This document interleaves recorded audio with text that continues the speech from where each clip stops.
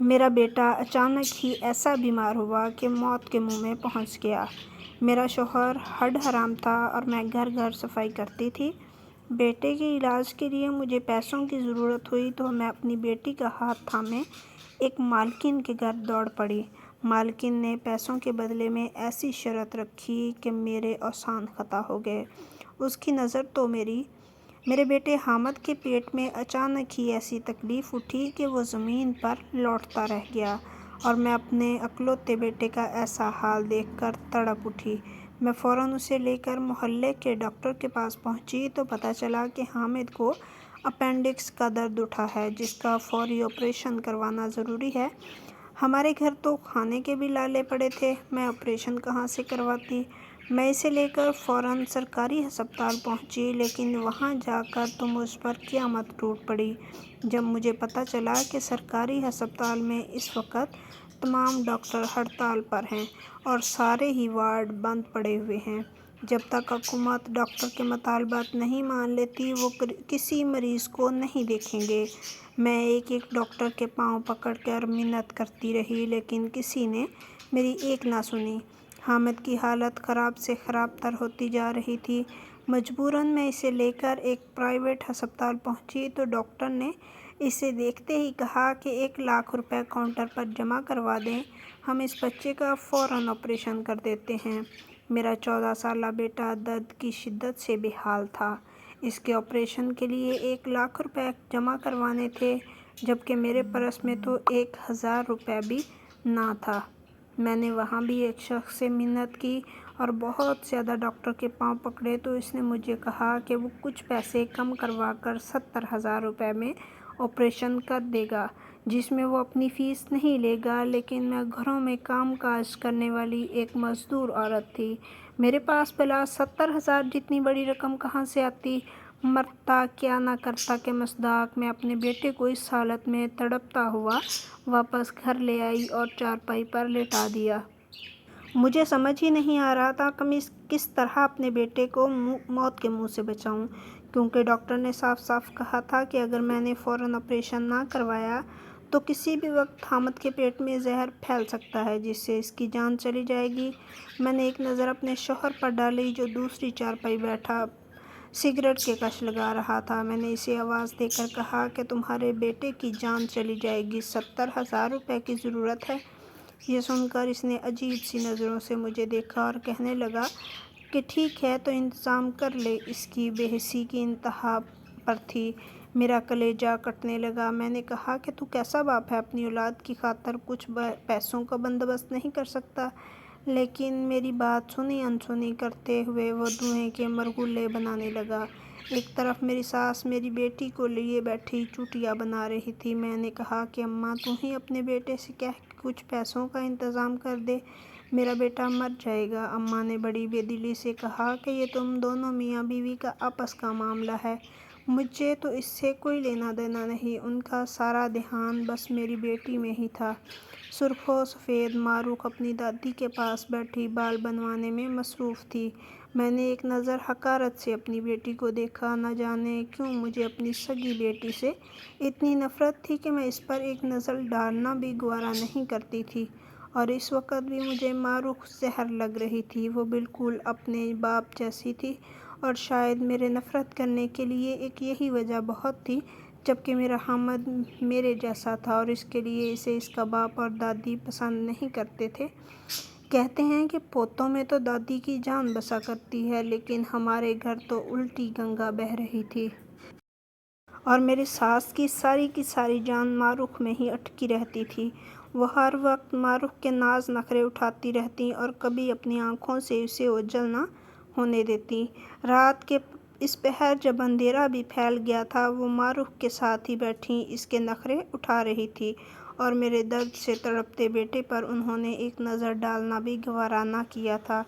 ہر گزرتے دن کے ساتھ مجھے ماروخ سے مزید نفرت ہونے لگی۔ جب حامد کی تکلیف حد سے بڑھ گئی اور اس کا چہرہ پیلا پڑنے لگا تو میں نے اپنے شوہر کی طرف دیکھا جو دوسری چارپائی پر سو چکا تھا اور میری ساس بھی اپنے کمرے میں چلی گئی تھی۔ ماروخ ایک کونے میں بیٹھی اپنی گڑیا سے کھیل رہی تھی۔ میں نے حامد سے کہا تم کچھ دیر اور صبر کرو، میں ابھی پیسوں کا بندوبست کر کے آتی ہوں۔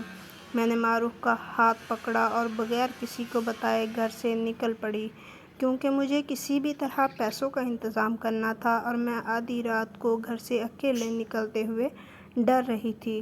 لیکن اگر میں اپنے شوہر کو یہ بتا دیتی کہ معروف کو ساتھ لے کر جا رہی ہوں تو معروف کا باپ اور دادی کو بھی مجھے اس بات کی اجازت نہ دیتے۔ وہ دونوں معروف کو بالکل بھی گھر سے باہر نکلنے نہ دیتے تھے، اس لیے میں ان کے سوتے ہی چپکے سے نکل پڑی۔ ہمارے علاقے کی دوسری طرف امیروں کا علاقہ تھا۔ میں معروف کا ہاتھ تھام کر سڑک پار کر کے اس علاقے میں آ گئی جہاں میں ایک بنگلے میں کام کرتی تھی۔ میں نے اپنی مالکن کے بنگلے کا دروازہ بجایا تو چوکیدار نے مجھے اندر جانے کی اجازت دے دی۔ مالکن کے گھر اکثر ہی راتوں کو محفل سجا کرتی تھی اور اس لیے مجھے سارا دن صفائی کا کام کرنا پڑتا تھا۔ مجھے دیکھتے ہی مالکن نے حیرت سے پوچھا کہ میں رات کے اس پہر یہاں کیا کر رہی ہوں۔ بظاہر وہ مجھ سے بات کر رہی تھی لیکن ان کی نظریں معروف پر جمی ہوئی تھیں۔ سرخ و سفید رنگت والی قد نکالتی ہوئی معروف اپنی عمر سے بڑی معلوم ہوتی تھی۔ اس کا حسن قیامت خیز تھا۔ میں نے انہیں بتایا کہ مالکن، مجھے اپنے بیٹے کے علاج کے لیے پیسوں کی ضرورت ہے۔ میری بات سننے کی بجائے مجھ سے پوچھنے لگی کہ یہ لڑکی کون ہے۔ میں نے انہیں بتایا کہ یہ میری بیٹی معروف ہے جس کا میں اکثر ذکر کرتی ہوں۔ میری بات پر انہیں یقین نہ آیا۔ ایک نظر حیرت سے انہوں نے مجھ پر ڈالی اور کہنے لگی کہ یہ کہاں سے تمہاری بیٹی لگتی ہے۔ نہ جانے کیوں مجھے مالکن کی نظر اچھی نہ لگی۔ میں نے معروف کو بھینس کر اپنے قریب کر لیا۔ مالکن نے پوچھا کہ مجھے کتنے پیسوں کی ضرورت ہے۔ میں نے مالکن کو بتایا کہ 70,000 روپے میں میرے بیٹے کا آپریشن ہونا ہے اور میں بہت مجبور ہو کر رات کے اس پہر ان سے مدد مانگنے آئی ہوں۔ مالکن کو میری مجبوری کا اندازہ ہو گیا تھا۔ انہوں نے کہا کہ 70,000 تو کوئی بڑی رقم نہیں ہے۔ وہ مجھ سے 70,000 روپے دیں گی، ساتھ ہی کچھ ڈاکٹروں کا پتہ بھی بتائیں گی جو مالکن کے نام پر میری مدد کر دیں گے۔ لیکن اس سب کے بدلے میں مالکن نے ایک شرط میرے سامنے رکھی اور مالکن کی شرط جان کر تو میرے قدموں تلے زمین نکل گئی۔ وہ تو میری سب سے قیمتی چیز مانگ رہی تھیں۔ میں نے مالکن سے کہا کہ یہ تو کسی بھی صورت ممکن نہیں ہے۔ مالکن نے کہا کہ سوچ لو، تمہارے بیٹے کی زندگی کا سوال ہے۔ میں مالکن کو کوئی جواب دیے بنا ہی واپسی کے لیے پلٹ گئی۔ راستے بھر میرا ذہن ماضی کے ورق گردانی میں مصروف رہا۔ اپنے آپ کو اس اذیت ناک راستے پر لانے والی میں خود تھی۔ کاش کہ میں صحیح وقت پر صحیح فیصلہ کرتی تو آج میرا ایسا حال نہ ہوتا کہ مالکن مجھ سے یوں سودے بازی پر اتر آتی۔ میں نے مالکن کو صاف صاف انکار کر دیا تھا، لیکن میرے پاس کوئی دوسرا راستہ موجود نہیں تھا کہ جہاں سے مجھے حامد کی زندگی کو بچانے کے لیے اتنے پیسے حاصل ہو جاتے۔ جیسے ہی میں گھر میں داخل ہوئی تو یہ دیکھ کر میری جان نکل گئی کہ معروف کا باپ جاگا ہوا تھا اور اس نے جب معروف کو میرے ساتھ رات کے اس پہر باہر سے آتے دیکھا تو فوراً ہی آگے بڑھ کر میرے منہ پر ایک زوردار تھپڑ رسید کر دیا۔ کہنے لگا کہ تیری ہمت کیسے ہوئی جو میری بیٹی کو رات کے اس پہر باہر لے کر چلی گئی؟ تجھے جہاں جانا ہے جا، لیکن میری بیٹی کو اپنے ساتھ آئندہ کہیں نہیں لے کر جانا۔ میں نے کہا اگر تجھے اپنی عزت کا اتنا ہی پاس ہے تو جا کر خود پیسے جمع کر کے لا۔ میرے حامد کو مرتا ہوا تو میں نہیں دیکھ سکتی۔ تو کیسا باپ ہے جسے صرف بیٹی کی پرواہ ہے، کیونکہ وہ تیرے جیسی ہے، اور تیرا بیٹا تیرے سامنے دم توڑنے والا ہے اور تجھے اس کی رتی برابر بھی پرواہ نہیں؟ معروف کا باپ جو سگریٹ پی رہا تھا، اسی سگریٹ سے اس نے میرے ہاتھوں کو جلانا شروع کر لیا اور کہنے لگا کہ اپنی زبان زیادہ نہ چلا، تجھے جو کرنا ہے کر، لیکن میری بٹیا سے دور رہ۔ اپنے شوہر کا رویہ دیکھ کر میں پھوٹ پھوٹ کر رونے لگی۔ حامد کی تکلیف مجھ سے نہیں دیکھی جا رہی تھی اور مجھے معروف پر پہلے سے زیادہ غصہ آ رہا تھا، کیونکہ آج اس کی وجہ سے پہلی دفعہ میرے شوہر نے مجھ پر ہاتھ اٹھایا تھا۔ معروف اور حامد دونوں ہی میری سگی اولادیں تھیں، لیکن نہ جانے کیوں میرے دل میں معروف کے لیے بالکل بھی ممتا کے جذبات پیدا نہیں ہو پاتے تھے۔ میرا شوہر جتنا زیادہ معروف سے محبت کرتا، مجھے اتنی ہی زیادہ معروف سے نفرت ہونے لگی۔ ساری رات میں حامد کے سرہانے بیٹھی روتی رہی۔ رہ رہ کر مالکن کی آواز میرے کانوں میں گونج رہی تھی۔ जो मुझे बहुत आसानी से 70,000 रुपये देने को तैयार थी, वरना इतनी बड़ी रकम तो मैं जमा करने के बारे सोच भी नहीं सकती थी। लेकिन बदले में जो उन्होंने मुझसे मांगा था वो मैं किसी सूरत उन्हें नहीं दे सकती थी। अगर मेरे शौहर को इस बारे में ज़रा सी भी भनक पड़ती तो वो मुझे घर से ही निकाल बाहर खड़ा कर देता। जैसे ही सुबह की सफ़ेदी फैलना शुरू हुई, मैं हामिद को दोबारा से सरकारी अस्पताल ले जाने की तैयारी करने लगी, इस उम्मीद पर कि क्या खबर आज कोई डॉक्टर मेरी मिन्नत और समाजत पर मेरे बेटे पर नज़र डाल लेता। मेरी सास मारूफ के लिए नाश्ता बना रही थी। मैंने उन्हें बताया कि मैं हामिद को लेकर अस्पताल जा रही हूँ। एक नफ़रत भरी निगाह उन्होंने मुझ पर डाली और कहने लगी कि तुझे तो यहाँ वहाँ आवारा घूमने के सिवा काम ही क्या है। हमारे ख़ानदान की औरतें तो घर के दरवाजे से बाहर तक झांका नहीं करती थी, लेकिन जब से तू ब्याह कराई है तेरे कदम तो घर में टिकते ही नहीं। तुझे ज़रा भी शर्म हया छू कर नहीं गुजरी। हामिद की तबीयत को लेकर मैं बहुत ज़्यादा परेशान थी और ऐसे में अपनी सास की बातें सुनकर तो मेरी जान झुलस कर रह गई और ना चाहते हुए भी मैं इनसे बदकलामी पर उतर आई। मैंने उन्हें हकीकत का आईना दिखाया और कहा कि मुझे सारे ज़माने में घूम फिर कर काम करने का कोई शौक़ नहीं। कोई भी औरत खुशी खुशी अपनी हड्डियाँ चरखाना नहीं चाहती।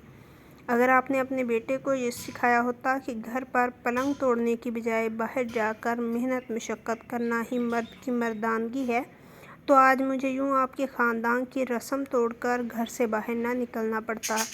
मुझे ये सिखाने की बजाय कि आपके ख़ानदान में जो औरतें घर के अंदर रहती हैं, अपने बेटे को ये सिखाएं कि ख़ानदान के मर्द घर से बाहर निकल कर कमाते हैं और औरत को तहफ़्फ़ुज़ फ़राहम करते हैं। मेरी बात सुनकर तो मेरी सास जलते तवे पर जा बैठी। मैंने जो सच्चाई बयान की थी वो इनकी बर्दाश्त से बाहर थी। वो मुझे गालियाँ देते हुए कहने लगी कि अगर तू कमाने वाली ना होती तो आज इस घर में ब्याह कर भी ना आई होती। तुझ में ऐसे कौन से गुण थे जो मैं अपने हसीन बेटे के लिए तुझ जैसी कलोटी को ब्याह लाती। तू ही मेरे बेटे से शादी करने के लिए मरी जा रही थी। मैंने गुस्से में कहा कि हाँ, जवानी के जोश में मुझसे बहुत बड़ी गलती हो गई, जो मैं एक हराम से शादी कर बैठी। मुझे पता ही नहीं चला कि कब पीछे से मेरा शौहर आ गया था। मेरी बात सुनकर कहने लगा, अगर तुझसे गलती हो गई है तो अब सुधार ले और चली जा यहाँ से। तुझे किसने रोक रखा है? मैंने एक नज़र अपने शौहर पर डाली, जो आज भी पहले की तरह हसीन और वजीह था। लड़कियाँ आज भी पहली ही नज़र में उस पर दिल हार जाया करती थीं, जबकि मैं तो पहले ही सांवली रंगत की मालिक थी। ऊपर से 2 बच्चों की पैदाइश के बाद तो मेरा जिस्म भी बहुत फैल गया था। मैं यहाँ से निकल कर कहाँ जाती? मुझे कौन रखने वाला था? मेरे माँ बाप को मरे ज़माना हो गया था और बहन भाइयों ने तो आज तक पलट कर मेरी खबर ना ली थी। मैंने नफ़रत से एक नज़र अपनी सास और शौहर पर डाली और हामिद को लिए घर से बाहर निकल आई। पीछे से वो दोनों मेरे बारे में फ़जूल किस्म की गुफ्तगू कर रहे थे। मैंने अपने कान बंद कर लिए। यह सब कुछ मेरा ही किया धरा था। मैं ही इस नकम्मे शख्स की मोहब्बत में मुब्तला होकर अपना सब कुछ गंवा बैठी थी। सरकारी अस्पतालों के डॉक्टर तो अभी तक हड़ताल पर थे। मजबूरन मैं दोबारा प्राइवेट अस्पताल पहुंची तो डॉक्टर ने कहा, बगैर पैसों के तो इलाज शुरू होना मुमकिन ही नहीं। मैं हामिद को सारा दिन इधर से उधर लेकर भागती रही, लेकिन किसी भी अस्पताल वाले ने इसे हाथ तक न लगाया। सबकी एक ही रट थी कि पहले पैसे जमा करवाएं, फिर ही इलाज मुमकिन है। थकी आ रही मैं दोपहर के वक़्त हामिद को लेकर घर लौटी तो मेरी हिम्मत जवाब दे गई। मैं एक दफ़ा फिर हामिद को घर छोड़कर मालकिन के बंगले की तरफ निकल गई। क्या पता मालकिन को मेरी हालत पर तरस आ जाए। मैं बहुत सालों से मालकिन के बंगले पर काम कर रही थी। मालकिन की 6 जवान बेटियां थीं, जो सारा दिन ऊंधी पड़ी सोती रहती। सारी रात मालकिन के बंगले पर दावत और पार्टियां जारी रहती और सुबह मुझे बहुत सारा गंद साफ़ करने को मिलता। मैंने मालकिन से जब भी पूछा कि रोज़ रात को इतने मेहमान क्यों आते हैं, तो मालकिन हमेशा यही कहती कि इसका ख़ानदान बहुत बड़ा है और कोई ना कोई आता जाता रहता है। लेकिन हैरत की बात यह थी कि मुझे दिन में तो कभी कोई मेहमान आता दिखाई नहीं दिया। मालकिन की बेटियां अजीब नीम बरहना से कपड़े पहने सारा दिन यहाँ वहाँ पड़ी रहती। वो सब भी लंबी चौड़ी और खूबसूरत लड़कियाँ थीं। मालकिन का शौहर बहुत अरसा पहले उन्हें छोड़कर जा चुका था। तो मैंने सोचा कि मालकिन को उनकी बेटियों का वास्ता दूंगी तो वो मुझ पर रहम खा लेंगी। जब मैं मालकिन के बंगले पर पहुंची तो मालकिन ने दोबारा से वही शर्त मेरे सामने रख दी। मालकिन मुझे मारूफ के बदले 70,000 रुपये देने को तैयार थी। इनका कहना था कि उन्हें मारूफ बहुत ज़्यादा अच्छी लगी है, वो इसे मेरे साथ बर्बाद नहीं देना चाहती। वो इसे अपने पास रखकर अच्छे से तालीम दिलवाएंगी और इसका मुस्तकबिल रोशन कर देंगी। न जाने क्यों मुझे मालकिन की आंखों में जो नज़र आ रहा था वो कुछ गैर मामूली था, और इसी खौफ से मैंने मालकिन को ये कहकर साफ इनकार कर दिया कि मेरा शौहर और सास मारूफ से बहुत मोहब्बत करते हैं, कुछ देर की दूरी बर्दाश्त नहीं करते। वो भला मुझे मारूफ को जहाँ छोड़ने की इजाज़त कैसे देंगे। मालकिन कहने लगी कि तेरा शौहर तो इतना निकम्मा है, इससे कमाया तक नहीं जाता, वो भला एक बेटी के बोझ को क्यों बर्दाश्त करना चाहेगा। मैंने मालकिन से साफ कह दिया कि मेरा शौहर निकम्मा ज़रूर है, लेकिन इतना जलील नहीं है कि वो अपनी बेटी को फ़रोख्त कर दे। मालकिन ने कहा कि तेरी मर्ज़ी, तो शाम तक अगर चाहे तो मारूफ को मेरे हवाले कर दे, मुझसे पैसे ले जा, नहीं तो फिर कहीं से भी पैसों का इंतज़ाम कर ले, मेरे पास तुझे देने के लिए फूटी कौड़ी भी नहीं। मैं शिकस्ता कदमों से घर लौट कर आई। घर में दाखिल होते ही मैंने हामिद की तरफ देखा, जो अभी तक दर्द से लोटपोट हो रहा था, और अब तो इसकी हालत देखकर लगता था कि जैसे वो कुछ ही पलों का मेहमान है। मैंने एक नज़र अपनी सास पर डाली जो सो रही थी। मेरा शौहर घर पर मौजूद नहीं था। मैंने अपने दिल में एक सख्त फ़ैसला कर लिया। अपने बेटे को बचाने के लिए मारूफ का हाथ पकड़कर घर से निकल गई। कुछ देर बाद मेरे हाथ में 70,000 रुपये थे और मैं मारूफ को बंगले की मालकिन के पास छोड़ आई थी। बेटे के दर्द और बेटी से नफ़रत ने मुझसे ये फ़ैसला करवा ही दिया था। मुझे उम्मीद थी कि अब मैं अपने बेटे को बचा लूँगी, लेकिन जब मैं गली में दाखिल हुई तो ये देखकर मेरे पैरों तले ज़मीन निकल गई कि मेरे घर के बाहर रश लगा हुआ था। जैसे ही मैं घर के अंदर दाखिल हुई तो देखा हामिद साकत पड़ा था और मेरा शौहर और सास उसके सरहाने बैठे थे। मुझे देखते ही मेरी सास मुझे बुरा भला कहने लगी कि मुझे तो आवारा गर्दी से फुर्सत ही नहीं और मेरा बेटा मेरे पीछे दम तोड़ गया। यह सुनकर तो मैं ज़मीन पर गिर पड़ी। इससे आगे मुझे कुछ होश नहीं था, कौन क्या कह रहा है, क्या कर रहा है। शाम तक मेरे बेटे की तदफीन भी हो गई और मैं खाली दामन खुश्क आँखों से सहन में बैठी रह गई। मोहल्ले वालों की मदद से तदफीन से फ़ारिग होकर अचानक ही मेरे शौहर को ख्याल आया कि दोपहर से मारूफ कहीं दिखाई नहीं दी है। इसने पहले अपनी अम्मा से पूछा। जब अम्मा ने भी परेशानी से मारूफ को यहाँ वहाँ ढूंढना शुरू किया तो इसने मुझसे पूछा कि मारूफ कहाँ है। मैंने पत्थर लहजे में कहा कि मैं मारूफ को बेच आई हूँ। यह सुनकर मेरी सास बोली कि बेटे की मौत ने इसकी अक्ल पर पत्थर डाल दिए हैं।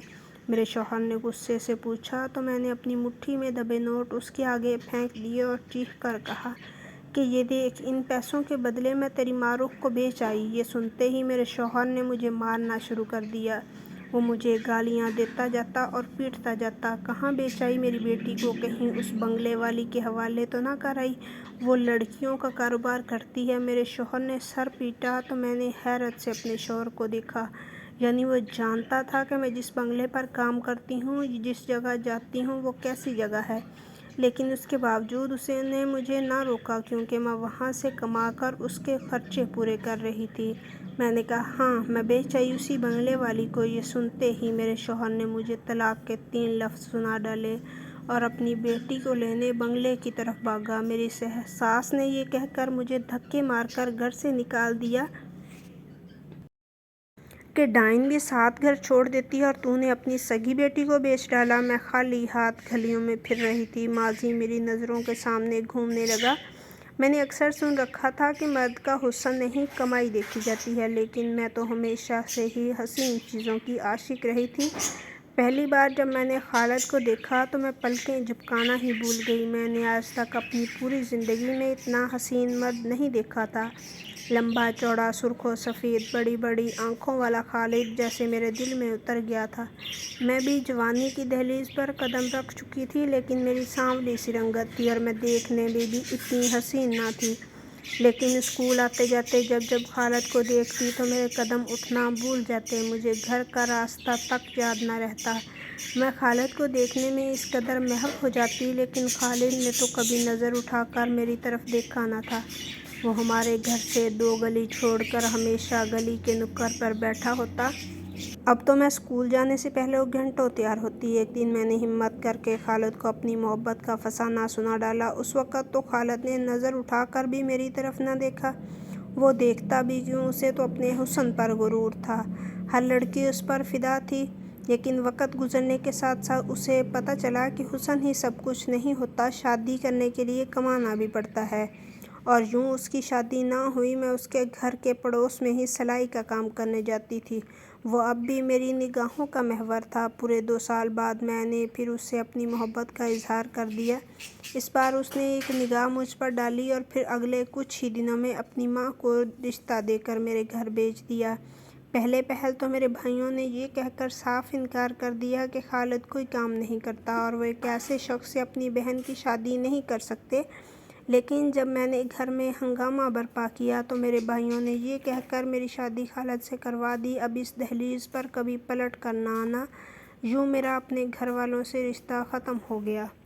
شادی کے بعد مجھے پتہ چلا کہ میری ساس تو اس شادی کے لیے راضی نہیں تھی۔ اس کے خاندان میں لڑکیاں گھر سے باہر نہیں نکلا کرتیں، جبکہ میں ایک کام کرنے والی لڑکی تھی اور میں خالد کی جیسی خوبصورت بھی نہیں تھی۔